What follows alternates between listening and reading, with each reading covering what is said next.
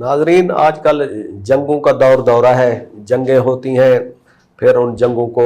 रुकवाने के लिए सफारतकारी की जाती है, जंग रुकती है, अमन होता है, और उसके बाद एक बहस छिड़ जाती है कि इस जंग के रुकवाने वाले अहम तरीन किरदार डोनाल्ड ट्रंप को नोबल प्राइज़ दिया जाए।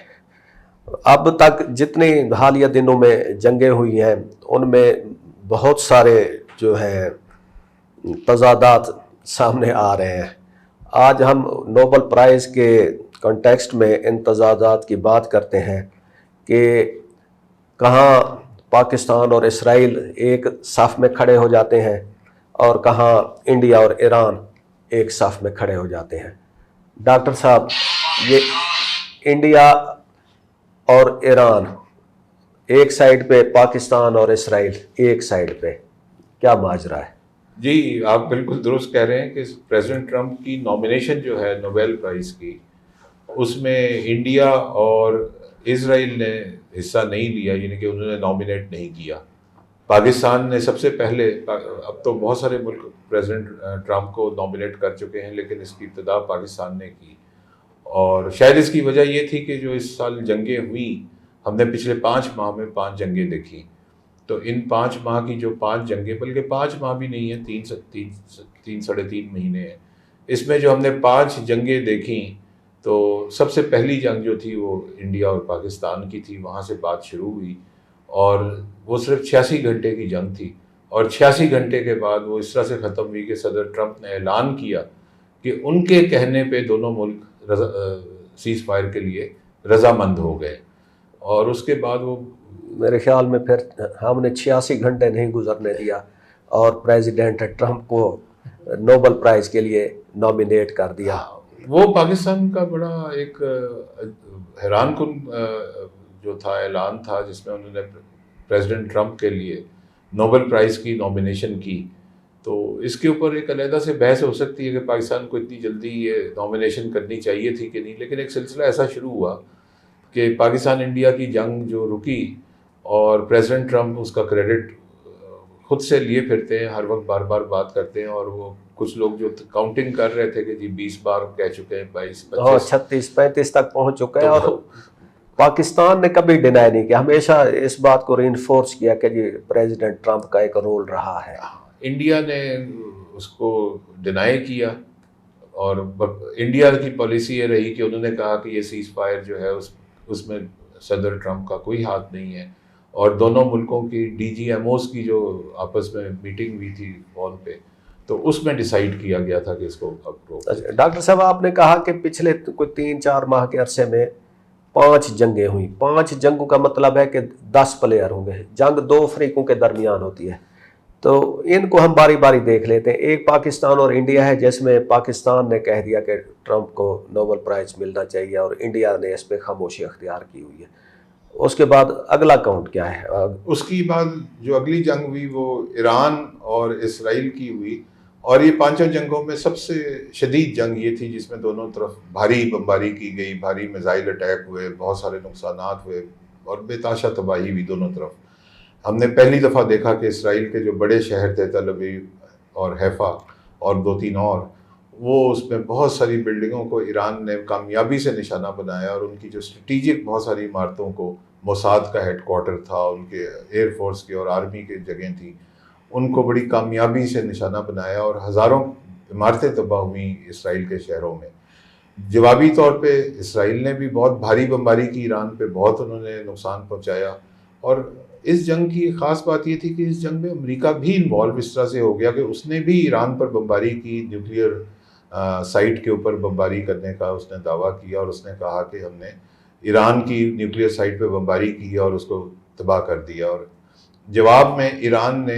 कतर में वाक़या अमेरिका की एयर बेस को इन्वॉल्व किया। तो ये 2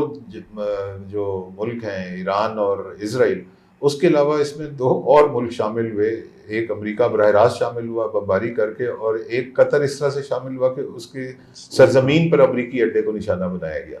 इस जंग के बाद इसराइल ने प्रेसिडेंट ट्रंप को नोबेल प्राइज़ देने की सिफारिश की, तो ईरान ने नहीं की। तो अब तक जो हमने 2 जंगों का जिक्र किया, तो پاکستان اور اسرائیل دونوں نے امریکہ کو پریزیڈنٹ ٹرمپ کو نوبل پرائز دینے کی سفارش کی، اور انڈیا اور ایران نے نہیں کی۔ اس کے بعد ابھی جو حالیہ بالکل لیٹسٹ ہے وہ ہے آذربائیجان اور آرمینیا، ان کی آپس میں جنگ ہوئی، پھر شاید ٹرمپ صاحب کی وجہ سے اس میں سیز فائر ہوا۔ جی یہ تو بالکل اس میں اچانک، دونوں ملک کی ایک ہی پوزیشن ہے کہ وہ جی اس میں جہاں تک صدر ٹرمپ کی نامینیشن ہے نوبل پرائز کی، تو دونوں ملک جو ہیں اس میں انہوں نے کہا کہ صدر ٹرمپ کو پیس ڈیل کرانے کے وجہ سے نوبل پرائز نامینیٹ کیا جائے، تو یہ دونوں ملک ہی اس میں شامل ہو گئے۔ اور یہ جو آرمینیا اور آذربائیجان کا کانفلکٹ ہے، یہ جب دونوں آزاد ہوئے تھے، یو ایس ایس آر ٹوٹا تھا، تو اس میں سے جو ملک آزاد ہوئے تھے تو یہ دونوں اس میں شامل تھے، اور ڈے ون سے ہی ان کا ایک، جس طرح پاکستان انڈیا کا کشمیر ڈسپیوٹ ہے، تو ان دونوں ملکوں کے درمیان ایک علاقے کے اوپر ڈسپیوٹ ہے جس کا نام نگورنو کاراباخ ہے۔ تو دونوں کا دعویٰ ہے، آرمینیا کا بھی اور آذربائیجان کا، اور اس جنگ کا ایک جو یہ پچھلے 1990 کی دہائی سے چل رہی ہے، تو 30 سال سے اوپر ہو گئے ہیں، یا 30 سال کے قریب ہو گئے ہیں۔ اس 30 سال کے درمیان جو ایک انٹرسٹنگ چیز ہے ہمارے حوالے سے، وہ یہ ہے کہ پاکستان آل آؤٹ آذربائیجان کے ساتھ کھڑا ہے لاسٹ 30 ایئر سے، اور ٹرکی، پاکستان اور ٹرکی آر بیکنگ آذربائیجان، اور Iran is backing Armenia throughout all those 30 years. اور آذربائیجان کی مخالفت ایران کرتا ہے، لیکن بہت زیادہ مخالفت رشیا بھی کرتا ہے۔ تو رشیا اور ایران آذربائیجان کے مخالف ہیں، پاکستان اور ٹرکی آل آؤٹ آذربائیجان کے طرفدار ہیں۔ اچھا، اس کے بعد آ جاتے ہیں چوتھی جنگ کی طرف، وہ ہے روانڈا اور جی ایک جو اچھا یہ کانفلکٹ بھی، جس طرح پچھلا کانفلکٹ ہم نے ذکر کیا 1990 کی دہائی سے چل رہا ہے، تو یہ والا کانفلکٹ بھی 1990 کی دہائی سے ہی چل رہا ہے، جو روانڈا اور democratic republic of Congo, DRC جس کو کہتے ہیں، DRC، ان کے درمیان چل رہا ہے۔ اور اس کو بھی مطلب ہے کہ 25-27 سال ہو گئے ہیں اس کانفلکٹ کو، اور یہ ان کی بار بار لڑائی جنگ جھڑپیں ہوتی رہتی ہیں۔ اور اس میں مین جو ہے، اس میں جو تھوڑا سا ڈفرینٹ ہے، وہ اس طرح کے دونوں ملک براہ راست کلیش کے باوجود اپنی پراکسیز کا استعمال کرتے ہیں۔ دونوں ملکوں میں گوریلا فورسز ہیں، اور خاص طور پہ جو DRC ہے وہ بار بار الزام لگاتا ہے کہ اس کے ملک میں جو گوریلا فورسز یا باغی جو ہیں، وہ روانڈا ان کی پشت پناہی کرتا ہے۔ تو اسی الزام میں جب شدت پیدا ہو جاتی ہے تو دونوں ملکوں کے درمیان جھڑپیں بھی ہو جاتی ہیں۔ تو اس میں بھی یہ ہوا کہ ایک دن اچانک پتہ چلا کہ صدر ٹرمپ نے روانڈا اور DRC کے درمیان صلح کرا دی ہے، اور اس کے فوراً بعد جو DRC کے صدر صاحب کا تو فوراً بیان آ گیا تھا کہ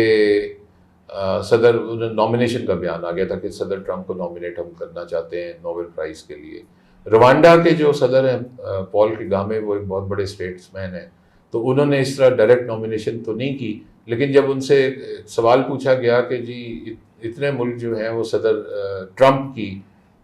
نامینیشن کی حمایت کر رہے ہیں، تو آپ بھی حمایت کر رہے ہیں، تو اس نے کہا کہ جی ہم اس کی مخالفت نہیں کر رہے۔ تو انہوں نے ایک سیاسی جواب دیا، لیکن اس کو جب انہوں نے کہا کہ مخالفت نہیں کر رہے تو ایک طرح سے یہ بھی حمایت ہی ہو گئی، انڈورسمنٹ ہی سمجھی جائے۔ چلیں اب لاسٹ جنگ کی طرف آ جاتے ہیں، جو کہ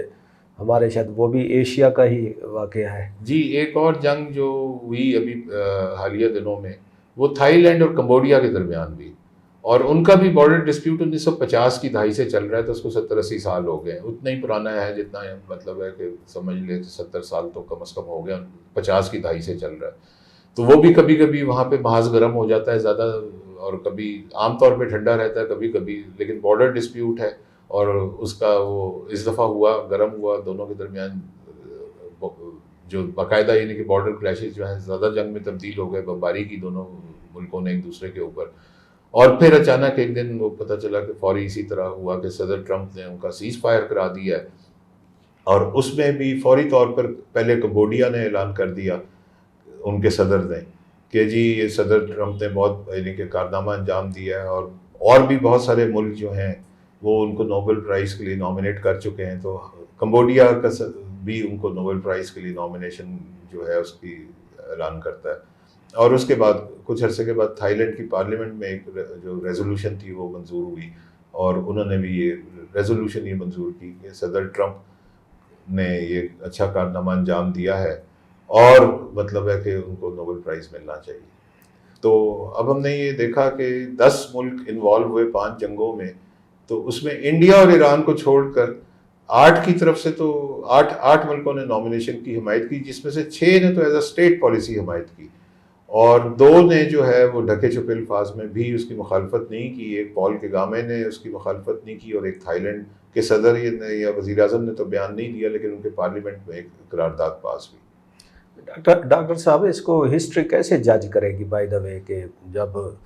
آفٹر اے ڈیکیڈ 2 ڈیکیڈ یا 1 سینچری کہ آپ نے ٹرمپ جیسے پریزیڈنٹ کو نوبل پرائز کے لیے نامینیٹ کیا، اور وہ بھی اس طرح کے اسرائیل جیسی جو جینوسائیڈیکل اسٹیٹ اس چیز کو سپورٹ کر رہی تھی، تو ہسٹری پاکستان کو کہاں جج کرے گی یا دوسرے ممالک کو؟ اچھا، اس کے بڑے عجیب سی چیز ہے، کیونکہ ایسے پہلے کبھی نہیں ہوا تھا. دیکھیں دنیا میں تو ہم ایک عرصے سے دیکھ رہے ہیں، جنگیں ہوتی ہیں، سیز فائر ہوتے ہیں، اور پھر ڈسپیوٹس چلتے رہتے ہیں، کبھی ریزالو ہو جاتے ہیں، کبھی آن گوئنگ رہتے ہیں. لیکن یہ nomination for the Nobel price جو ہے نا، یہ پہلے کبھی دیکھنے میں نہیں آئی. اور اب یہ جب دیکھنے میں آ رہی ہے تو ایک عجیب سا فنومنا ہے. دس از انپریسیڈنٹڈ. اس سے پہلے کبھی نہیں ہوا کہ جو ملک ان جنگوں میں انوالو ہیں ان میں سے تقریباً سبھی 2 کو چھوڑ کے، انڈیا اور اسرائیل کو چھوڑ کے، سبھی وہ اس کو ڈائریکٹلی اور انڈائریکٹلی نامینیٹ کر چکے ہیں. ایک یہ چیز. دوسری، ایک اگر کوئی بندہ یہ کہے کہ جی یہ تو ٹرمپ جو ہے وہ گیم کر رہے ہیں، 2 ملکوں کو آپس میں بھڑا دیتے ہیں اور پھر ان کی صلح کرا کے جو نوبل پرائز کی نامینیشن کروا لیتے ہیں، کوئی کانسپریسی تھیوری اس طرح کی سوچ سکتا ہے. لیکن اس میں پرابلم یہ ہے کہ یہ 5 جنگیں جو ہیں ان میں سے بھی نیا کانفلکٹ کوئی نہیں ہے، سب ڈیکیڈز اولڈ ہیں.